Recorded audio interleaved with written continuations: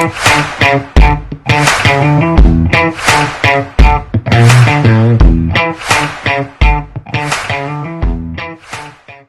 perbedaan kekuatan antara akta otentik seperti buku nikah atau sertifikat tanah dengan surat di bawah tangan?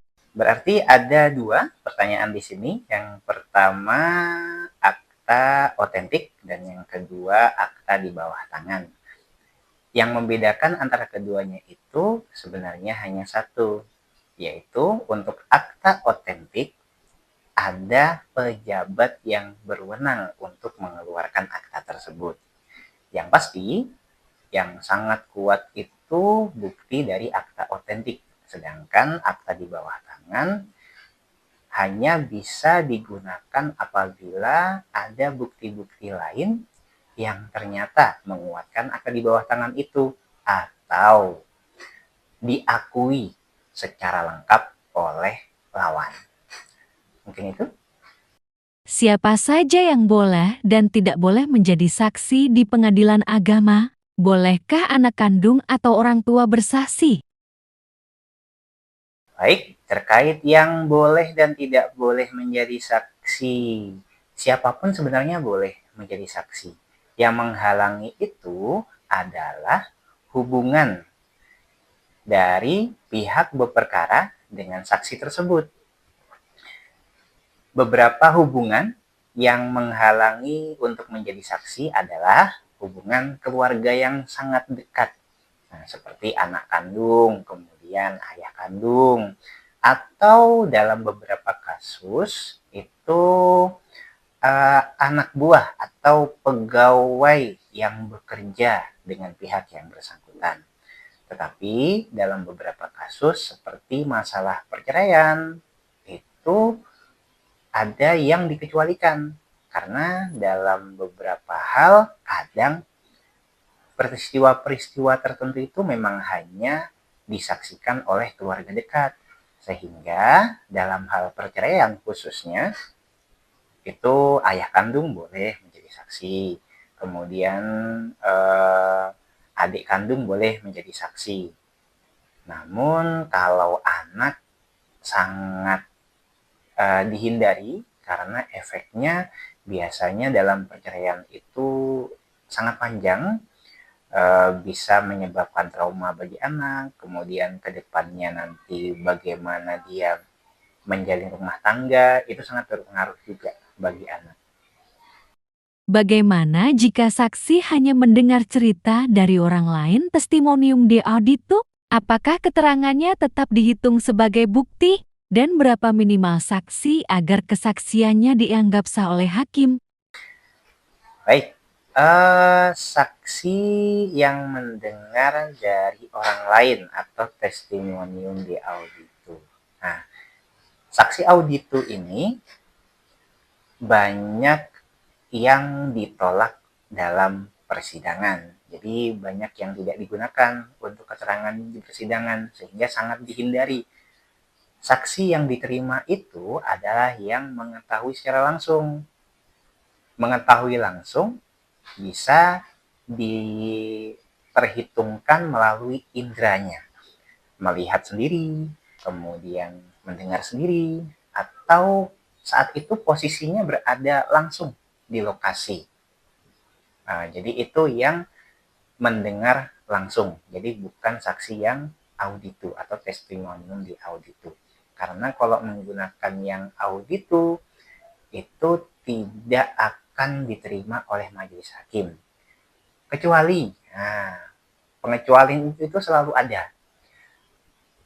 Kalau seandainya tetap auditu, tetapi ternyata ini hal lain lagi ya, diakui oleh yang pihak lawan, nah, ini bisa dipertimbangkan. Tetapi secara pribadi, secara kesaksian yang berdiri sendiri, testimonium di auditu, atau saksi yang tidak mendengar sendiri, tidak melihat sendiri, atau tidak mengalami sendiri, itu biasanya akan ditolak dalam pemeriksaan perkara.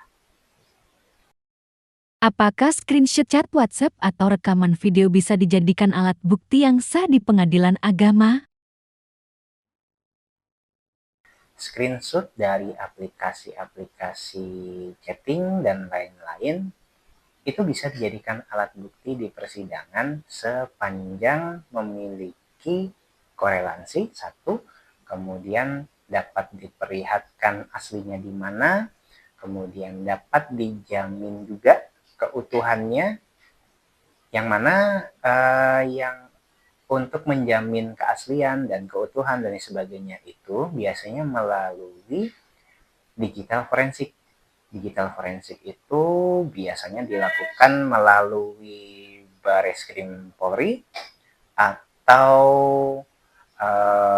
BSN, Sandi Negara, atau bisa juga melalui beberapa kampus-kampus universitas yang memiliki otentitas atau legitimasi sebagai lembaga yang dapat menerangkan keaslian dari produk digital. Sepanjang dapat dibuktikan, dijamin keutuhannya, dan dapat ditampilkan di persidangan, karena kan kita tahu untuk screenshot dan lain sebagainya, bukti-bukti digital itu sangat rawan sekali untuk dipalsukan. Apalagi sekarang ada deepfake, kemudian AI yang semakin berkembang. Jadi tidak semua bukti digital itu bisa diterima di persidangan. Ya. Bagaimana prosedur menunjukkan bukti digital di depan hakim agar tidak ditolak? Prosedur menunjukkan bukti digital yang pertama mungkin yang paling simple ya. Yang paling simple itu misal kita ambil contoh dalam aplikasi WhatsApp yang sering kita gunakan untuk komunikasi. Di aplikasi WhatsApp itu kita bisa mengekspor bukti percakapan. Jadi bukan hanya screenshot saja, karena kalau screenshot kan kadang kita menggunakan nama misal Budi. Nah, Budi ini siapa? Tidak terlihat identitasnya di situ. Yang lebih aman itu kita ekspor datanya, ekspor data percakapannya. Kalau kita ekspor percakapannya, pasti nanti keluar masing-masing identitasnya. Ada nomornya di sana, kemudian jamnya, kapan percakapannya, kemudian jawabannya dari nomor siapa. Nah, setelah diekspor, nanti itu yang dicetak. Dicetak, kemudian di hadapan persidangan, HP yang bersangkutan yang memiliki percakapan tersebut itu ditunjukkan di hadapan majelis. Kemudian nanti majelis memeriksa hasil ekspor dari percakapan itu dicocokkan dengan percakapan yang ada di aplikasi WhatsApp. Nah, itu yang paling simpel. Yang kedua, yang cukup rumit, menggunakan forensik digital. Menggunakan forensik digital itu biasanya untuk video-video, kemudian audio-audio. Nah, video, audio, ataupun gambar nanti diajukan ke lembaga yang memiliki forensik digital.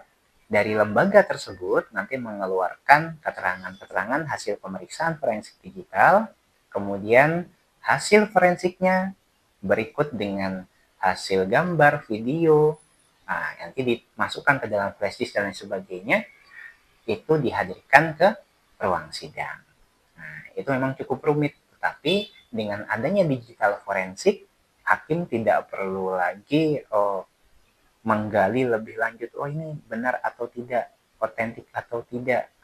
Jadi berdasarkan bukti digital forensik tersebut. Itu cukup. Apakah rekaman suara diam-diam atau rekaman CCTV di rumah bisa dianggap melanggar privasi atau justru membantu pembuktian perselingkuhan, atau KDRT, atau justru bisa kena jerat Undang-Undang ITE? Baik, terkait UU ITE, ini ada beberapa konteks peristiwa hukum. Yang pertama ada KDRT, kemudian UU ITE tadi, kemudian ada kekerasan dalam rumah tangga. Nah, untuk hal-hal tersebut ada porsinya masing-masing.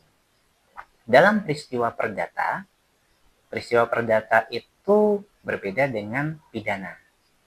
ketika diajukan dalam perkara perdata, tidak ada sangkut pautnya dengan perkara pidana. Jadi sepanjang itu menguatkan pembuktian dari pihak berperkara, itu tidak masalah. Jadi misal ada rekaman CCTV dihadirkan di persidangan. Nah, kemudian ini melihat kondisi KDRT yang terjadi di rumah tersebut. Nah, itu tidak masalah karena perkara perdata itu harus dilindungi dari publik. Terlebih persidangannya pun tertutup untuk umum, tidak bisa diumbar begitu saja.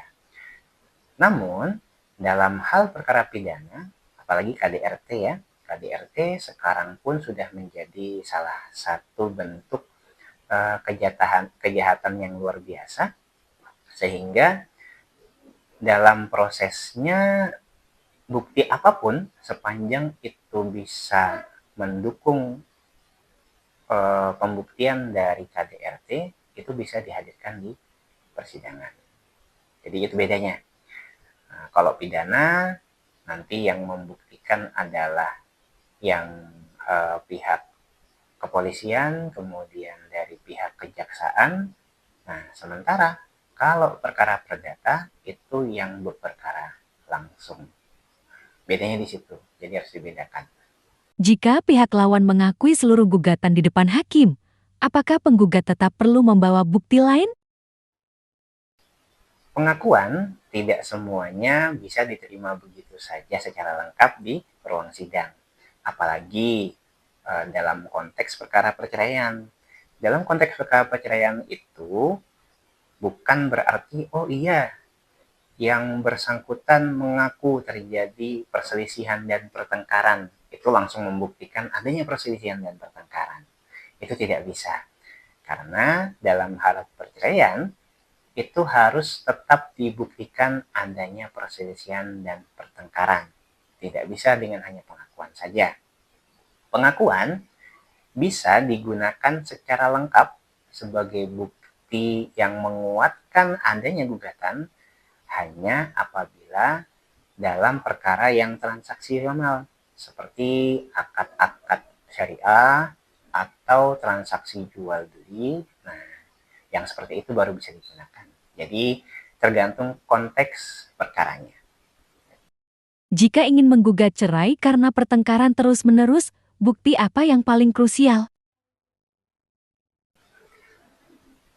Untuk membuktikan perkara dengan dalil pertengkaran terus-menerus atau perselisihan dan pertengkaran terus-menerus, itu sudah pasti menggunakan bukti saksi.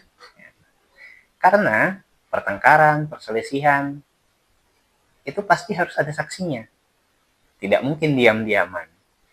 Nah, karena kan judulnya di sini perselisihan, pertengkaran terus-menerus. Setidaknya ada orang yang melihat. Itulah kenapa dalam perselisihan dan pertengkaran terus-menerus itu boleh menggunakan saksi keluarga dekat. Ayah kandung boleh, adik kandung boleh, bahkan dengan pertimbangan yang sangat ketat, anak kandung bisa digunakan sebagai saksi. Tapi itu sangat dihindari biasanya.